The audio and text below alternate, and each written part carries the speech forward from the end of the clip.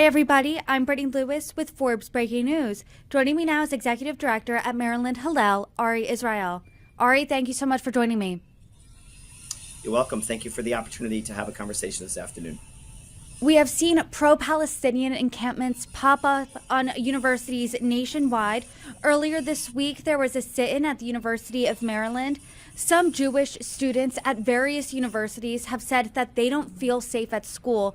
So first, to start the conversation, what is the environment like at the University of Maryland right now? Yeah, thank you. So I would say that there's definitely been a storm since October 7th that we are a part of. Um, at Maryland, we're not in the center or the eye of the storm that you are seeing. We are dealing with stormy seas. There's one big ocean that is impacting all of our students nationally, and our students are interconnected to other students. So what happens in one place certainly impacts our own students locally. As a matter of fact, one of the hostages, Hirsch, who just had a video surfaced the other day, his first cousin is a proud member of our community, and it's impacted him and so many others directly. And therefore, the war is not distance. We've had students who have been over there. We have relatives. Personally, for me, I've had two high school classmates. I grew up in Maryland, and two of my high school classmates who moved to Israel, unfortunately, their sons lost their lives. Defending Israel and doing their best to augment an opportunity for Israel to stand against terrorism and against the barbarity of what Hamas is trying to accomplish, which is eradicate Jews. So, when you say that, from your perspective, what do you think of these encampments that are popping up right now? So they're disturbing. They really are. When they're breaking the law, and I'm not an expert in campus law across the country, when they're breaking the law, I would hope that the university would do their best to protect all students and to enforce that law. There's really no reason they should not be enforcing that law, either criminal trespassing or certainly student conduct, which would have an impact on individuals, um, you know, grades, not grades per se, but standing on campus, etc. And I would hope that the universities do that. So far at Maryland, you asked a question before about, how are things? We are having a minor encampment that exists right now. Our Student for Justice in Palestine group are part of a broader group at GW. So they've sort of joined forces down in Washington because we're part of the DMV, and students have gone there. So there is a small group on campus right now. The university is doing their best to contain it. It is not sort of, I'll use the word getting out of hand. Students have a right to gather, students have a right to express themselves. We are all supporting free speech. We are hoping that that speech is not filled with hate and anti-Semitic chants, such as "from the river to the sea" or calling, what Jews are doing is genocide, etc.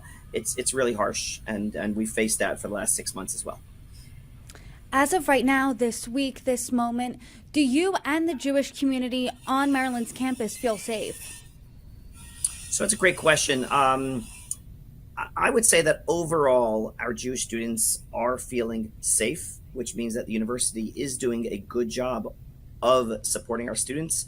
The police have a very strong presence. We are grateful for all of their protection, whether it's a squad car at Hillel, which was there, on a regular basis. It was there on over Passover. We've had several events, and their police are present. And we are really grateful for that partnership and their investment in protecting students on campus. The university administration overall has also done a good job. There have been some mistakes, some challenges that we faced. And the truth is, in relationship, we are able to sort of work through some of those issues that do bubble up and do surface. I like to use language all the time that we are at a university. University begins with two letters, UN. And if we look at three kind of levels of being unwelcome, we look at uncomfortable and unsafe. As of right now, as of this past week, in this moment, do you or the Jewish community on Maryland's campus feel unsafe? So thank you for that question. It's an important question. We want to make sure every student feels safe and supported at all times. They certainly do have that support of coming to Hillel, of being part of a community and able to celebrate their Judaism. We're grateful for the university leadership who are doing a good job, not a perfect job, but a good job. And the university police are doing an excellent job of supporting our students to feel safe. Occasionally, students are unsafe. and feel unsafe as well. When there was a Nazi salute, and when students encountered F Jews by a group of students on campus, or when a student was in an elevator a few weeks ago, and one anti-Israel student said to this woman, a member of our community, when she found out that her sister, I'm referring to the Jewish student's sister, is in Israel, younger sister, the individual said, "I hope she dies." And that is extremely not just irritating and the concept of free speech, which we certainly want to support, but to make that statement in a closed elevator with other individuals certainly makes a student feel unsafe at times. Um, Definitely uncomfortable. And I do feel that students since October 7th have had many encounters where they are uncomfortable, and occasionally as well, they are unwelcome, such as recently when the Students for Justice in Palestine and other members of the student government tried to pass an anti Israel and an anti Semitic divestment bill. If that would happen on campus, singling out Israel amongst any other state and just critiquing the Jewish state, that would make Jewish students unwelcome on campus. Thank God our students, our pro Israel Alliance, working diligently, were able to defeat that bill. Unfortunately, we are prepared that it's going to come back and we're going to have to face it again. As a leader on this campus, as a Jewish leader, what do you say when students face this type of hate? So, unfortunately, this is something that, the Jewish community has faced anti Semitic hate for thousands of years. It's literally part of our Seder, which is our Passover celebration, which we had just this past Monday and Tuesday night, where we were talking about over the course of generations, multiple individuals have tried to eradicate the Jewish people. And we have a belief, we have a strength, and we have a resilience that we are a people that has been around and has had adversity. And we are hopeful that it is a moment that is very for an 18-year-old to deal with for the first time, because they probably grew up in, wherever they were coming from, whether it's a New York area or the Midwest, whether they were exposed to a lot of, a strong Jewish community or not, they are coming now to campus and encountering hate for that time. And it is painful. It really is. So we're doing our best to make sure that the student feels support, whether it's individually, Hillel's relationship with our staff. We have a staff of 12 people who are there to integrate and make sure everyone has a place. We have done multiple initiatives to bring everyone to. We had an Israel Solidarity Shabbat. This coming week, post-Passover, we will be celebrating another Israel Shabbat. We're going to celebrate Israel Fest on the Mall and try to do our practice and engage the campus community, not just recognizing here that Israel and what we are trying to do is standing up for democracy against terror. Ari, I am curious, what do you say to Jewish students and Jewish Americans at large who are asking the question, we've marched for Black lives, to stop Asian hate, for dignity for the LGBT community. Why aren't any or many non-Jewish Americans standing up to anti-Semitism with us? Yeah, I think it's a great question. And certainly at Maryland, we are blessed with allies. We are not alone. We're not just a rowboat on a vast ocean, vast sea of the ocean, adrift. We are grateful for the Catholics on campus. I'm aware of many Black students who have come up and given their support and saying, "Here we are." The student government president is a non-Jewish woman who is an amazing ally and did a great job during the divestment bill that I mentioned a few minutes ago, and stood tall and proud and said, this is really not something we want to support on our campus. It's divisive and it's not unifying. And she comes from a family that actually is involved in military production. And she said to me point blank, as a proud American, I don't support this, let alone my support of what Israel represents. So we do have allies. I would say that there's a lot of intersectionality challenges on campus where some of the progressive community is certainly allied against us. And it's something that we do face. And we would hope that, you're right, we would expect and hope that more people see clarity when we're doing our best to combat terror and hate. Let's talk about those intersectionality challenges a bit. In this moment between the sit-ins, the pro-Palestinian encampments nationwide, and the rise of anti-Semitism on college campuses.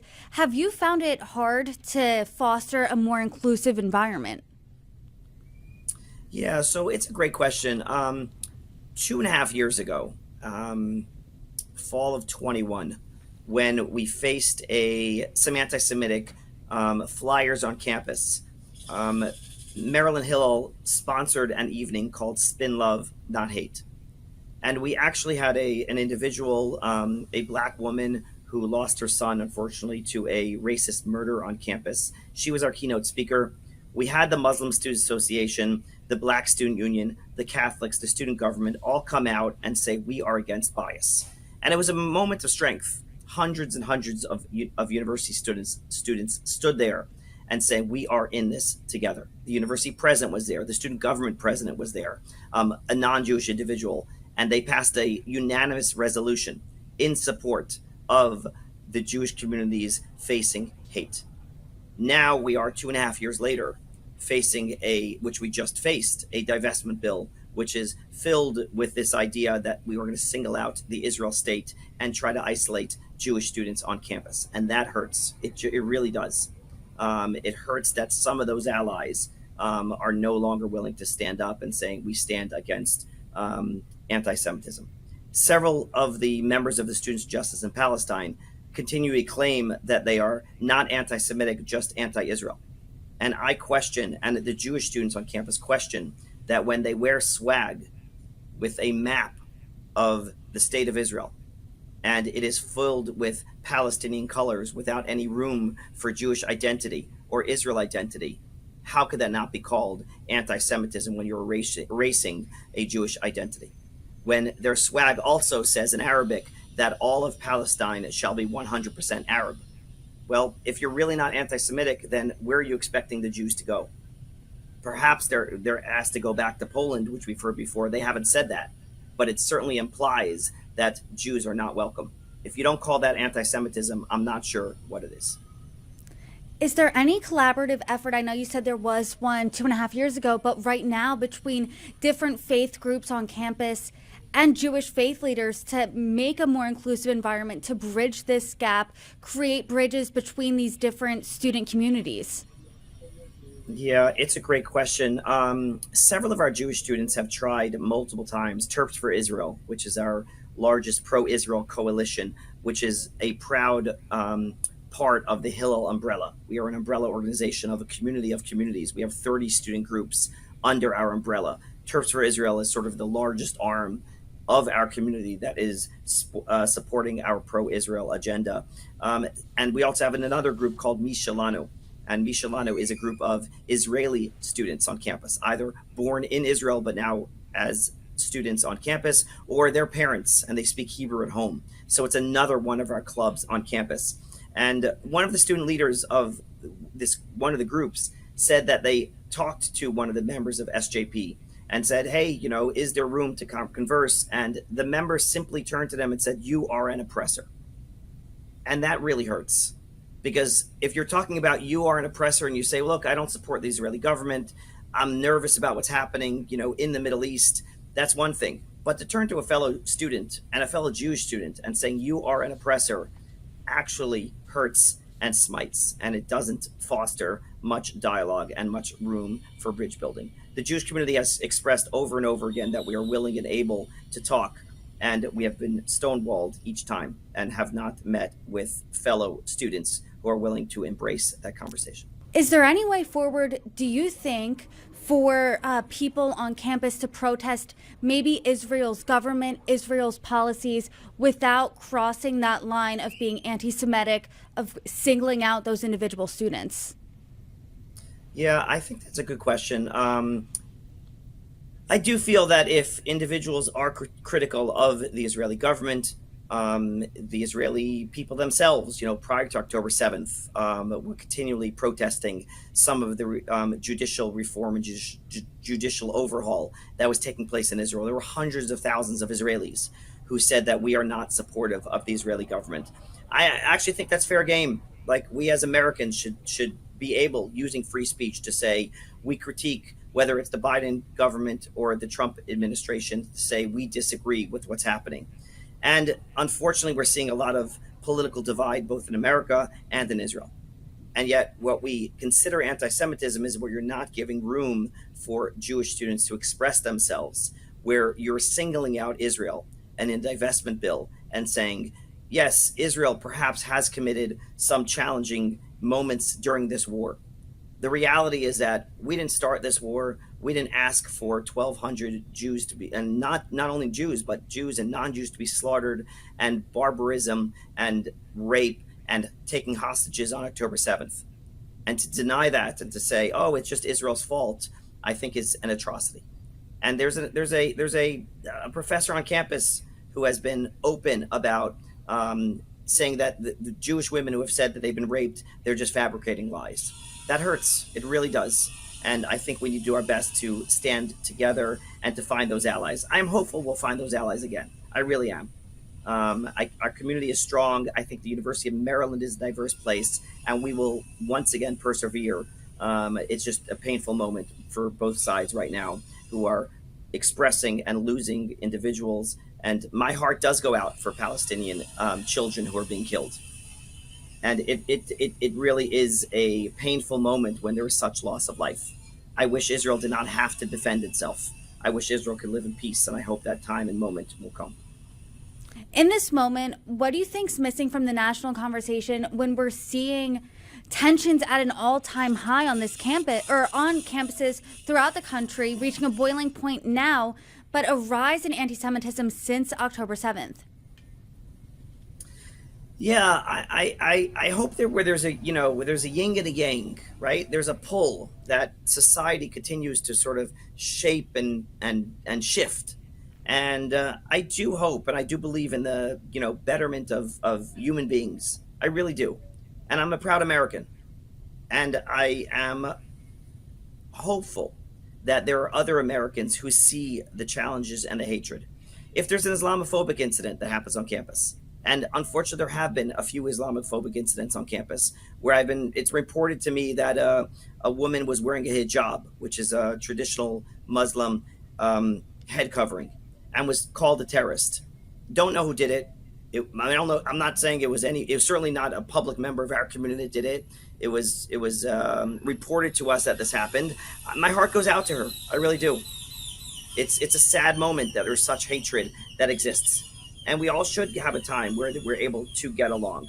I think what's happening now is that there's been a breakdown of support for policies, which I mentioned earlier about some of the breaking of the laws and encampment.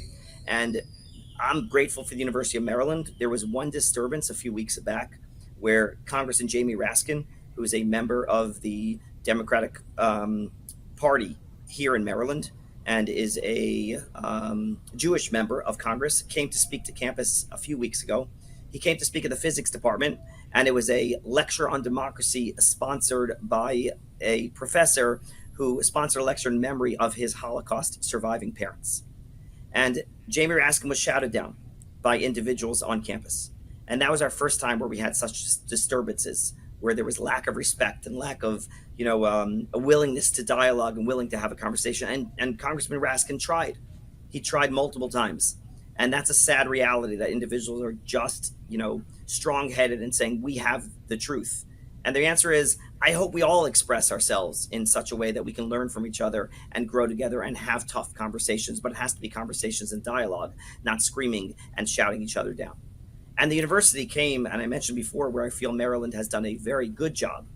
The university came out strongly in support of students on campus who, if they would protest and disturb, they would face serious consequences, both including Office of Student Conduct, as well as and up to criminal charges.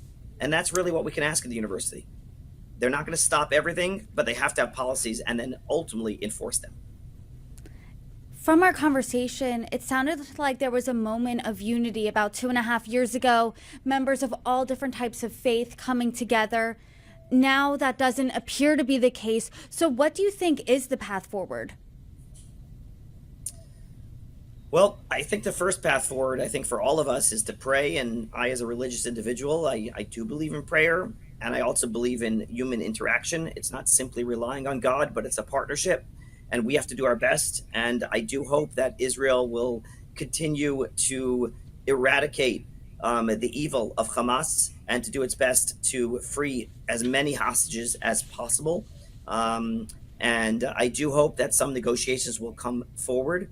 And we saw some really fruitful production of that back in November. And unfortunately, since then, all conversations have ceased. I hope that Israel will be able to stand tall and proud and to be able to defend itself. I would love the Palestinian people who have been used as human shields by Hamas and have been pawns in their evil can find that peace and be able to return to their homes in peace, and that ultimately we can all learn to get together in the Middle East, which I hope would spread back to here. Right, we are a microcosm of what's happening over there. So the war didn't start on campus here. The war started there, and what's happening here is just a mirror image of what's happening here in some of those tensions and some of those moments of hate. Ari, thank you so much for the conversation today. I really appreciate it. You're welcome.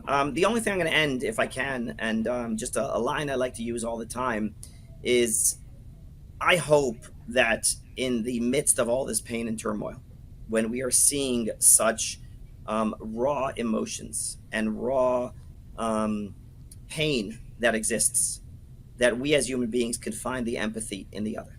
And we can recognize that there is true pain, loss, and we need to work our best to build and to come together.